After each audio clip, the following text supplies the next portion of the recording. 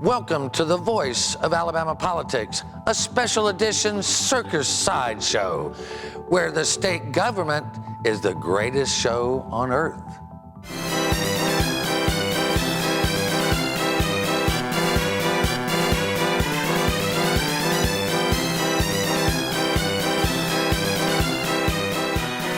Yeah, and a sucker's born every minute, you know. All this and much, much more coming up next on The V. The Voice of Alabama Politics with your host, Bill Brett. Now, the #1 political show in Alabama, The V.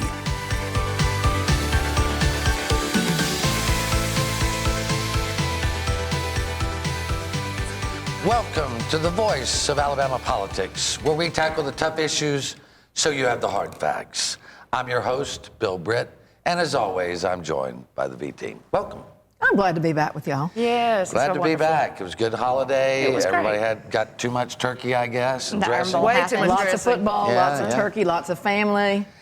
Well, I tell you, we just celebrated 3 years of having this show on the air, and for all of us, we know the price we paid to keep it on the air. Oh, yes, Some of us Lord. really do. But we have given as good as we got, and in many cases have won not only the battle but the war.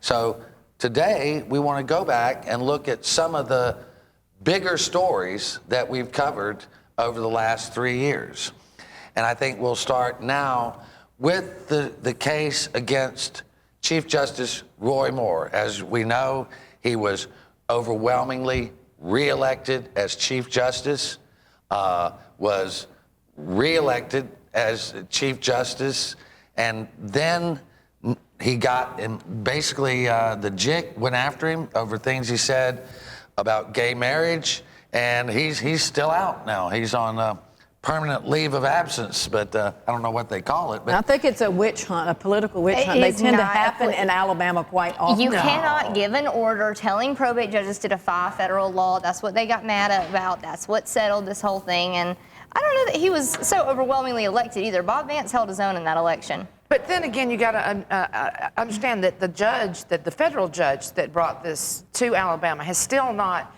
given an opinion on Roy Moore yet, on how this is going. So, I mean, she kind of saw his side of the story and what he was saying. The Fed well, that's what they state. argue. I mean, I see your angle. You're exactly right. But then this JIC committee, this hand-picked political group, they tried to determine his faith and then how they did it. And I'm sure the federal judge is looking at that. It has to be. Because this was a federal issue that was sent down from the federal government. Thing that I found most interesting, the Southern Poverty Law Center brought a complaint to the Judicial Inquiry Commission, better known as the JIC, and that is a secret, basically a secret commission. We can't sit in their proceedings. Smoke and mirrors and back rooms. We That's can't what know it what is. they're doing, and they are predominantly liberal. And, Mark White, who was the trial lawyer for Mike Hubbard for most of his trial, he has great influence on there. His law partner, Augusta Dowd, serves on that.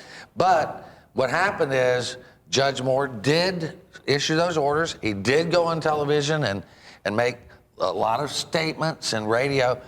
And there are some people who believe that he was wrongly convicted, and there are other people who believe he's right. I tend to think that Judge Moore was ramrodded or railroaded It was or the whatever way you say. It was the way they it happened. did it. He said, I would encourage you not. He didn't say you cannot marry you can't marry people of opposite sex. He just encouraged them not to do that, okay? But then, let's face it, the Southern Poverty Law Center, for all the viewers, let's face it, that is a very far left, non-conservative organization in the state of Alabama, which I don't think personally represents the majority of Alabamans.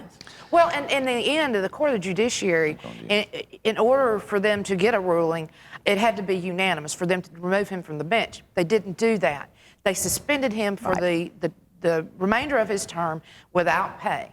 So that obviously there's some, and we've sued to get those records, and they've yet to open them up. That raises a red flag, the way they went about it. We're still the only media outlet that has sued to get the court records unsealed, and I don't understand that. But Beth, you had a point to make. I didn't want to cut you off. My whole thing, y'all are exactly right, that the way that this went down is probably not the best way that it should have happened. But I mean, the fact is, the Southern Poverty Law Center, it's a left-leaning organization, but they don't necessarily agree with the views of Alabamians, and if they did, we wouldn't need them. I mean, the fact is the Southern Poverty Law Center stands up for the LGBT community, people of color, for all kinds of marginalized groups that are often the victims of people like Roy Moore. And so, you know, the thing is, this isn't the first time he's done something like this. It probably won't be the last, and I'll be interested to see if he's the next governor after all this, because it has fired up the base here in Alabama. But here's my concern is the precedent it sets going forward, whether you've got a Republican or a Democrat sitting in that seat. What kind of precedent does this set for future generations? Well, then we should change the law about how this moves forward, because this is all legislatively established, I agree. right? Yeah, and then you have other justices on the Supreme Court, like Justice Lynn Stewart, and how she handled things with Judge Roy Moore, which I think were inappropriate and unprofessional. And then back to your point, I need for viewers, I mean, Southern Poverty Law Center, I've got a lot of great friends that work over there. That is a national organization. It just happens to be home based in Alabama, and they stand up for human rights. And I'm not saying I like the organization, but I just say it's a very leftist group to get involved in this issue for Alabama. And I think we'll go back to the point that you just made, and that is that Roy Moore has only been suspended. Right. He has appealed to the Supreme Court. They basically were forced by some of the things we were writing to recuse themselves from the Roy Moore case. There has been a court appointed of sitting retired judges. And we don't have a hearing date for Roy Moore. But meanwhile, they've gone in and they've fired his staff. Right. They have asked him for his keys, although he would have to be escorted in and out of the building as though he were some sort of criminal. Right. They've gone ahead. Lynn Stewart has gone ahead and done all of these things in anticipation of we haven't even got to the appeal yet. And see, I think that's egregious. The way that she has handled every bit of that, I think, is wrong. And you know what? It has not been covered that much in the media, and I think it's because they agree with the outcome. See, whether I agree with the outcome or not, in a situation like this, Claire, because you've worked in the Attorney General's office, you know it not only has to be right, it has to look right. And they need to follow the rule of law. And I'm sure most viewers know this, but as we know, this is not the first time Judge Roy Moore has done something very far right conservative, the whole 10 Commandments. This is the second time that he stepped into this sort of thing. But this is his belief, this is his base, and he's going to defend the law and order and God and country and the conservative values, okay? There is a difference, though, in this time and last time. Yeah, last time he pointedly refused to move something. The federal judge ordered him to remove the monument, and he did not. He defied and I'm not saying that. I'm just saying he's been in the firing line and the heat, and he's been in the national media.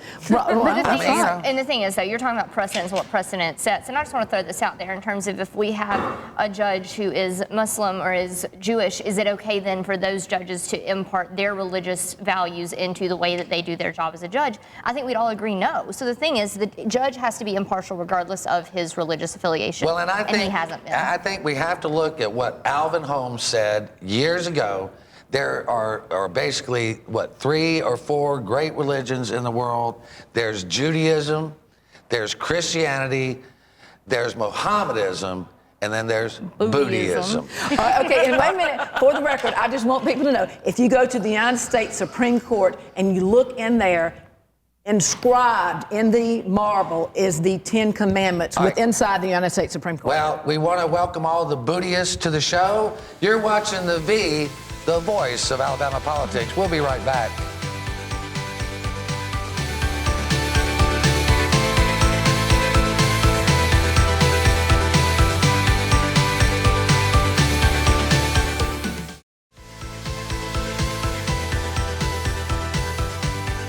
Welcome back to The V, a special edition of The Voice of Alabama Politics. Jack, how are you? I'm doing well, thanks, Bill.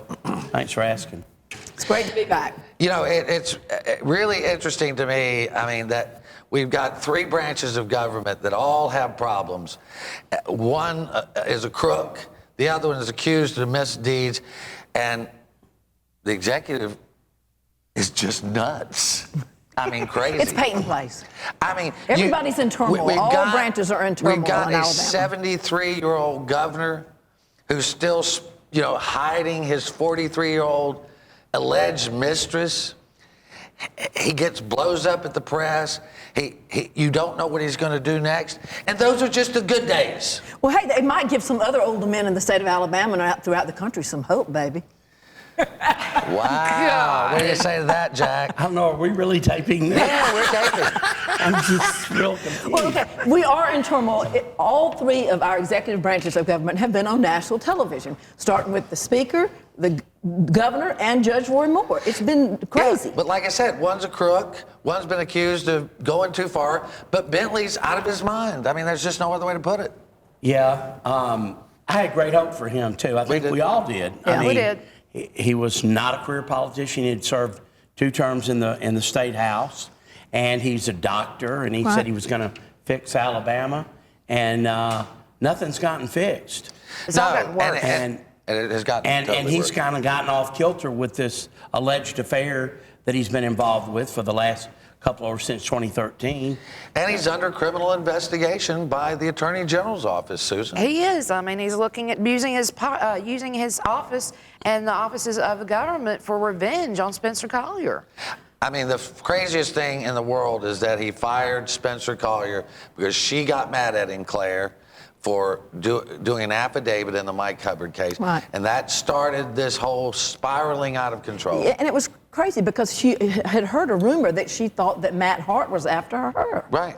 And I mean, and Spencer Collier was doing what he should do to uphold the rule of law because he knows that by filing the affidavit. He did what was right. And the truth is, they were told that there was no list, that Matt Hart wasn't coming after them. It's called paranoia, isn't it? Yeah, well, you know, Hubbard put that out there to scare people. He did. He wanted to scare people away from that grand jury room, so what he wanted to do. However, Robert Bentley ended up on that stand anyway, in front of the grand jury and in front of the actual jury that tried Mike Hubbard and convicted him. Yeah. Well, when the rumor about Governor Bentley and Rebecca Mason broke, he was going to speak in Greenville, and when he saw Spencer Collier and another Bureau guy drive up to take him to Greenville, he looked somewhat surprised. They got him in the car and kind of, as we say in fraternity days, hotboxed him and said, you got to end this affair, Governor, because you can't use state resources to facilitate an affair. And he said, well, I'll break it off. And then a couple of days later, he called Spencer and said, Spencer, I can't do it. Because he was in love with this woman. Diane leaves him. I mean, it was quite a year and quite a black eye on Alabama.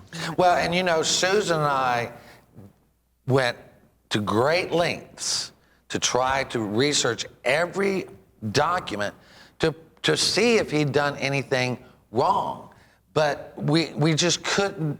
People were hiding so much stuff, we couldn't find it. And if we couldn't find it, it's almost like It it's can't not be there. found. Yeah, I mean, unless you got a subpoena. But I know we're sitting here kind of somber and sad, but let me just say, this happened to our former governor in South Carolina, Republican. It also happened to a governor in Mississippi. He's not the first governor, Republican or Democrat, who has got caught up and has had an affair with another woman. Right. But he's ours, though. He's ours, and so it hurts worse given what we had with the Speaker and all the turmoil we've had in Alabama. Well, I think the thing is that, you know, this guy sold himself as a Baptist deacon. I mean, he doesn't drink, he doesn't smoke. I'm pretty sure he doesn't chew. Well, And, you know what? My father always told me to beware of men like that. Well, and you have stayed clear of him, haven't you? They've steered clear. Well, I can tell you this. I haven't met many people that didn't drink that were very interesting. That's true. You know, I feel like I know Robert Bentley pretty well because, as you know, I worked with him for 9 months after he'd announced for governor. And I found him to be a very decent man. I was around him and Diane, and they seemed to get along well. And, you know, you never know somebody deep down. You think you do. But this person got waved in front of him, and he couldn't resist, you know? A lot of people that, like us, you know, you guys have known him longer than we have, but we've known him since he first kind of started in office, actually from when he was running for office. And this is not the same man that he was 6 years ago. This is a totally changed individual. The way he went after WSFA, I believe, who had the tape the other day, Right. or last week, that was an aggressive man that that has only shown himself in the last couple of years. Yeah, I had talked to some of his people, said he could be like that behind the scenes. But the thing that seems most odd to me, and it is that statement, you don't find out really the character of a person until you give them power. And once they've got power, then you're going to find out what you're dealing with. Yeah, and then you really don't find it out until they get in crisis mode Right. and something seriously happens. And it's always about how you handle the crisis and the downtrodden times when you're in that situation. Okay, that really shows you the character, the leadership Yeah. of any individual. Well, and obviously he had no moral core, because you don't. If you do, you don't leave your wife of 50 years, alienate all your children. So that's the sad thing for the state is right now we are leaderless. There is not a leader. Well, If y'all can remember, I'm sorry. Now, having been around him, Robert Bentley is not a forceful kind of guy. Right. So he really needs to rely on people around him to help him make decisions.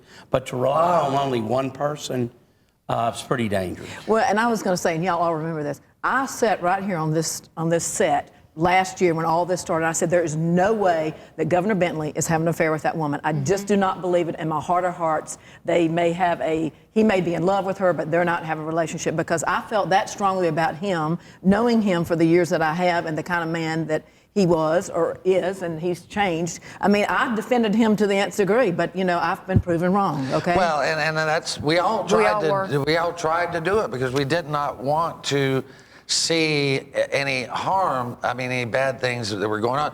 And somebody the other day said, well, and we said it before, he hasn't done anything impeachable. I think the stuff he did with Spencer, using law enforcement, using the databases to try to smear him, I think those things do rise beyond just impeachable offenses. I think they're criminal offenses. I think it's very telling that the Attorney General's office had to come out and make the statement Right. as thus. Well, I could see him having a drink, maybe on the side, nobody knowing, or running over to gamble, but not to leave his wife. That's right. We're going to leave it right there. You're watching a special edition of The V. We'll be right back with more news and analysis.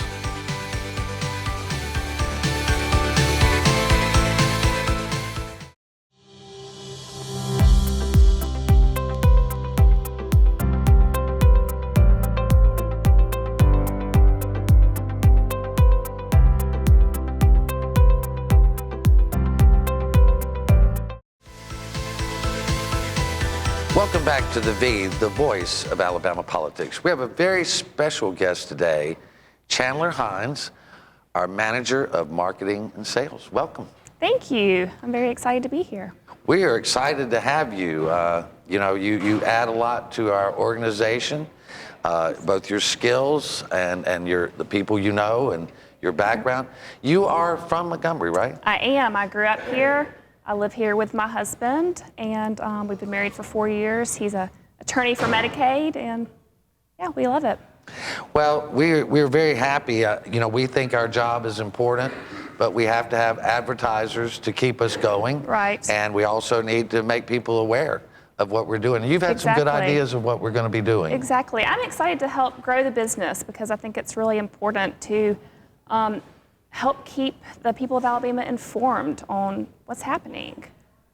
It is, and it's a big job. We've had we've had people that dislike what we write, but it's still the facts. And you've already been talking with some folks, and I think you're getting some positive reactions. Right. Yes, definitely. Yeah. So it's going to be exciting. We're very happy to have you on board and welcome you to our crazy little family. Well, thank you. It is crazy, but it's fun. Yeah. Well, it's important work we do, and we need you to help us take it to a wider audience. So thank you. Well, thanks. All right. You're watching The V, the voice of Alabama politics. We'll be right back with more news.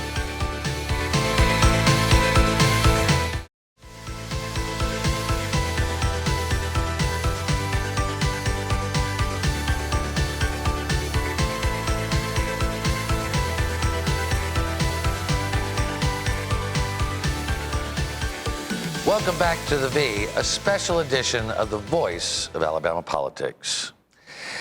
Perhaps the biggest story of the decade will be the legacy of Mike Hubbard. You know, it was 3 years and 9 months from the first story that we reported about him until he was convicted.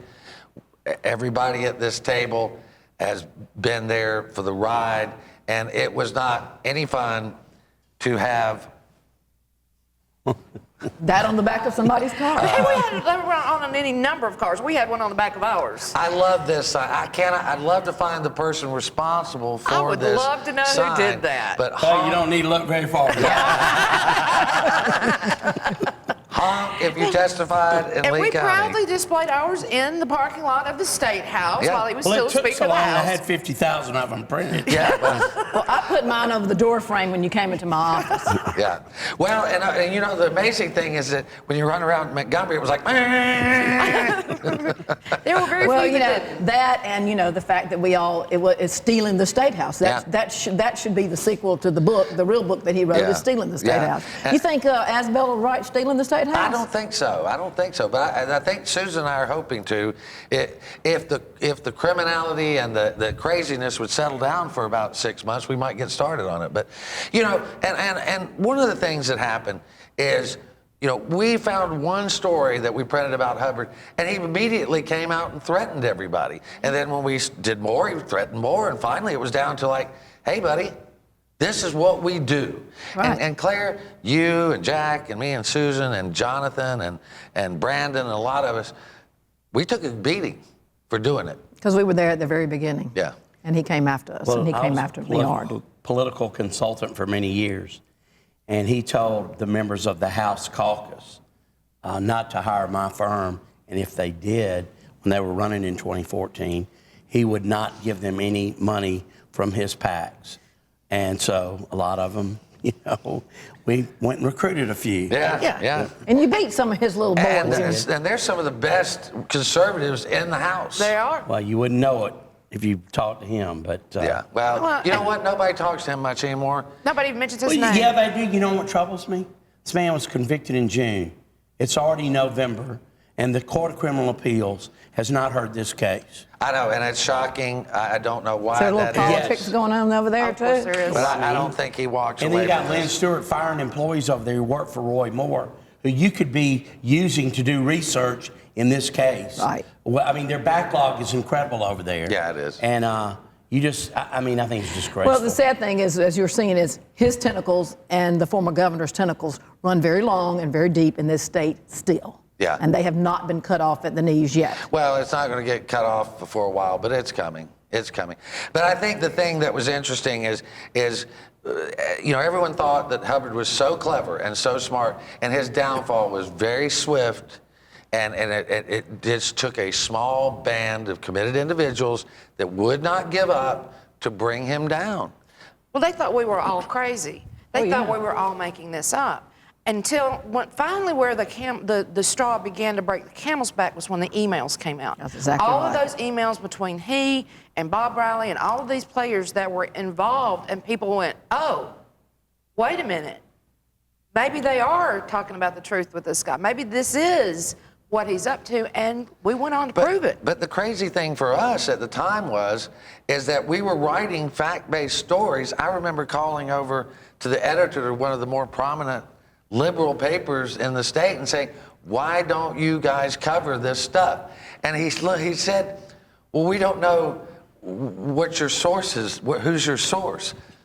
It's state records. sos.alabama.gov. Well, back then you did have to get them on paper, you know. But you know, yeah. you don't reveal a lot of your sources in state government and a lot of places No, to get no, the no, information no. that But you want. we had the forms that he filled out Right. that he signed with his own signature, so saying really he was a criminal. And then, you know. I mean, even this little story, this is our Mike Hubbard That fancy FICA tree that he spent, what, $8,000 or $18,000 They on? spent several $1,000s of state money to put a little couple of silk trees in his office. We reported on it, and then some other reporter came behind and talked about how great it was, how he decorated the office. And it turns out he eventually had to pay for it But because he didn't. didn't do it properly. Oh, he didn't pay for it. No. His campaign paid for His Wait a it. minute, and didn't he also buy it from the former ethics commissioner's wife that had an inferior decorating firm here in Central Well, I Alabama? don't know how inferior it was, but Well, that was my little twist I was adding to it. His problem was Mike got greedy at all costs. That's right. He punished people who didn't agree with him about issues, either politically or us who were trying to expose him ethically, and he was vindictive. yeah. Very But you know what, vindictive. Jack? Punish is an understatement for what he did to people. He went after their clients. He went after our advertisers, even though one time he did it illegally by who he passed the information through. We've all been followed. We've all been shunned in the State House. You know, it was more than just a punishment. And, you know, legislators were not allowed to talk to us, Well, be seen in the same room this was with us. guys- Yeah, I mean, I'll never Skull, forget sir. everything he did to me and my family and my children. I can't even remember it all. It was just too much. But Well, you know, getting all these outside contracts that he got, yeah. and he was under the guise of political consulting. consulting. Business consulting. Yeah. It was no more than a pay-to-play scheme Yeah. that he That's right. thought people would either not discover, or if they did, they would just allow That's it. The right. 23 words in the Medicaid budget made it very clear that's what this man was doing. Yeah. He was being paid to alter Alabama law to suit his clients. That's right. the bottom line. Well, his greed and power was. It is egregious. It was egregious. It's like nothing that we've ever seen anywhere. I hope to never see again. And hope, pray to God that we don't if see it again. If it wasn't, and I'm going to take a little credit, if it wasn't for the dogged pursuit by us and the honesty and integrity of Matt Hart and his team and the willingness of Luther Strange to take a tough bullet or two, Absolutely. this would have never happened. And he'd if still any of be in those power. elements had been missing, he would be governor next year or That's the next right. 2 years. People used to come up and say to all of us, I can't believe the things you say. I don't think, how do you have the nerve to say that on TV? And I said, well, what's wrong with exposing the truth? Yeah. Because we have done nothing but tell the truth on this show for the Right. last 3 years about him. Exactly. Well, evidently for some people, the truth puts them in jail. It doesn't exactly set them free. Yeah, it scares them too, because you know, you're talking about people whose monetary lives are at stake when they Yeah. disagreed with him. He's going to cut business off to him. It's just Well, over and, the top. and we had some great friends that stood by us all through We did. thick and thin, and who were there to help us get through all this. And we're forever grateful, and we're very grateful for our viewers and all those people that watch us every Sunday. and the they many kept- people who now speak to us who didn't speak Well, to us and for I- 3 We years. like them too, because Yeah. we just know They're our they, friends. as I say, they saw the light. Yeah. They did. All And right. there's a lot of our viewers that stuck with us even through, and encouraged us through thick and thin, and we All right. want to thank you Well, too. If we don't get out of here, Jonathan's not going to stick with us. You've been watching a special edition of The V. You watch us because we watch them.